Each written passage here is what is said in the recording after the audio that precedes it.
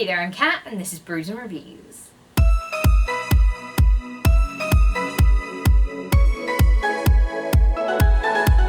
I know it's past Halloween, but I was really bad at engaging with Halloween this year, so you're just gonna get Halloween slightly later because that's what you get. That's what you get. So in today's video, I'm going to be doing the Halloweentown Book Tag, which was created by Brittany and Books and Peyton Reeds. I absolutely adore the film Halloweentown, and I feel like I read somewhere that it was 20 years old this year, and that just makes me feel incredibly old, because I remember watching this on TV when it first came out and loving it, but also now I'm old, so... So let's get straight into this tag. The first question is, Halloweentown, name a fictional place you wish were real. So I feel like this is definitely tailored to what I have been reading lately, and I'm just like stuck in a space. I have a book hangover from finishing this particular book, and I just really, really wish that Tariq from the Throne of Glass series was real, because it just, I don't know, there's something about it and it just has my little heart, and I'm like, oh, Tariq, I really wish I could go there. I want to be there. Like now, post Kingdom of Ash Tariq though, because like pre Kingdom of Ash Tariq would be not so fun, I imagine. Who is mowing? Somebody's mowing. Why are they mowing? Maybe those are chainsaws and there's actually a zombie apocalypse happening outside. Ooh, spooky. Not really in the theme for Halloweentown, but you know. Question number 2, Marnie. Name a book about witches, and I'm going to pick one that I read very recently, and that is the Xhex by Erin Morgenstern. I buddy read this with Emily from Novel Novels, and I just really enjoyed this. I feel like it had such like a cozy Halloween vibe, and it was something I was really looking for. So this story is about a town where there are witches and non-magical people living in the town, but the non-magical people don't know about the witches, but there's also like a witch university tagged on to the normal university. And in the past, a witch gets drunk after a breakup and curses her ex-boyfriend, and like 8 years later it comes back to haunt them. It's just a very fun book. I really enjoyed it, and it was definitely worth reading. Question number 3, name your favorite middle grade book. Now I don't really read that many middle grade books, so this was a really difficult thing for me to pick, and I might slightly be cheating with what I'm picking here, but it is also the Tea Dragon Society. I really love this series, and I think it's just really cute and sweet, and I know technically all of the characters aren't middle grade, but I feel like this would be a really accessible book for middle grade audience to read, and it's just so cute. I love all the tea dragons. This series is about just a place where there are these little creatures called tea dragons, and if you love them and nurture them, sometimes leaves fall off of them and you can make tea out of their leaves, and it shows them memories that they have associated with you, and it's just really cute. I just love it. They're so cute.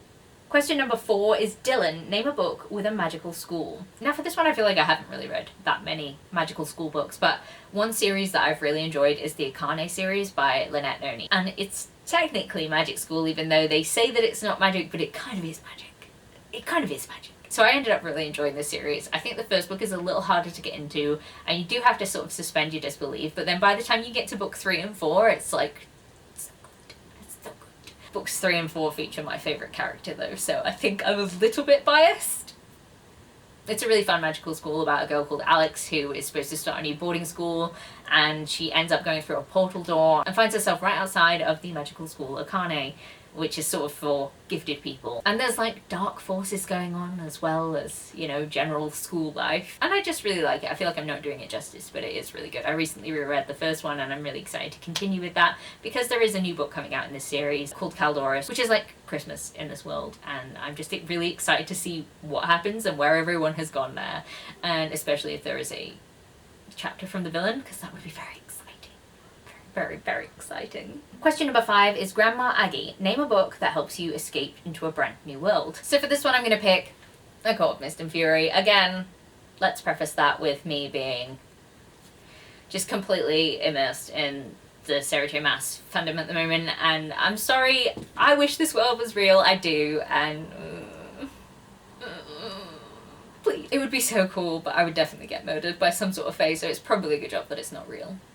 Question number 6, Calabar, name your favourite villain. Now given that I am an unapologetic villain lover, this was actually incredibly hard for me to find, but there are so many villains that I love, and I just picked one in the end, sort of at random, so this isn't technically my favourite villain, but also I just love so many villains, this is really difficult to choose. So I picked Luke from The Invisible Life of Addie LaRue, which I know is like a trash choice. He is sort of like an old god, and he is a possessive asshole, but you know, I like him anyway. I have problems, okay, but I really enjoy Luke. So The Invisible Life of Addie LaRue is a book that is about Addie LaRue, who makes a deal with this god, and it essentially backfires a little bit, and that every time she walks out of her room, everybody forgets that she exists, and then she finally meets someone who remembers her. And there is a lot more going on than that, but I just love Luke. And I shouldn't, but I do. Question number 7, Benny. Name a book that is always there to get you out of a hard time. I bet you can't guess what I'm going to pick. I bet you can't guess. It's Legend by David Gemmell. This is my favourite book of all time. Every time I reread it, I absolutely adore it. It makes me cry. It makes me happy. I just love it, and it always makes me feel better. So this book is a heroic fantasy about a group of defenders who are trying to stop an invasion force from coming through the fort, which is the only way into their country, and they're vastly outnumbered, and they know they're pretty much all going to die, but they're just trying to buy time for the Drennan army to sort of get themselves together and get trained. And you know, it's just really sad all the way through, because you're like, I love these characters and I know most of them are going to die, if not all of them, and it's just like, oh, but it's so good, and it's so well written, and it just makes me feel things. There are so many visual passages. I could just go back to this book so many times and always love it, and I feel like that is like the perfect response for this question. Question number 8, Luke. Name a character with a hard exterior but is actually soft inside. So for this question I picked Jacob from actor A.G. Brown. Jacob is an autistic man who runs a B&B, and he comes off as like really harsh and standoffish and just quite blunt, and I think a lot of people view that as quite hard, but he is really a softie, and you see that sort of come out throughout this book, and I just loved it, and I love that representation. And yeah, I just thought Jacob was a great answer for this. Question number 9, Cal. Name your favourite guilty pleasure book. We're not going to discuss it, but Twilight. Stephanie Meyer. Was obsessed as a teenager. Can still read it. It's a guilty pleasure. I don't know. I can't explain why. It does have problems. I acknowledge its problems. It's still a guilty pleasure.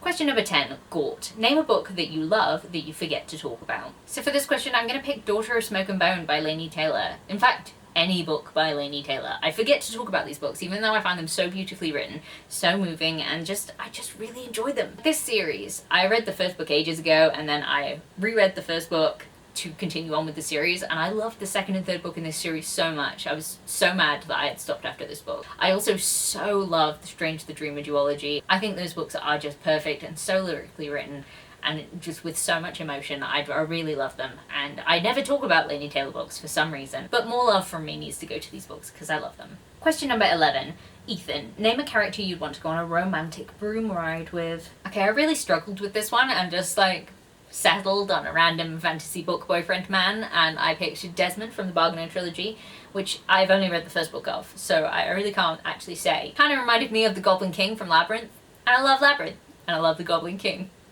a lot. So, Desmond Flynn.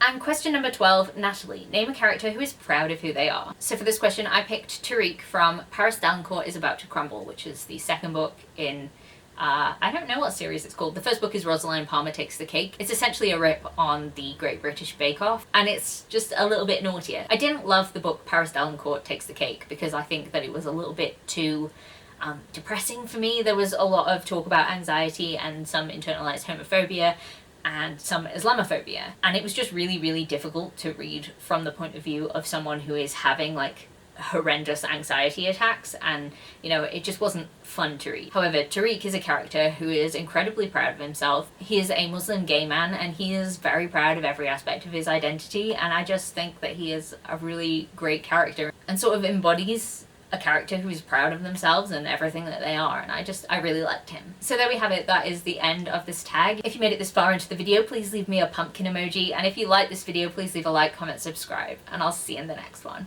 Bye!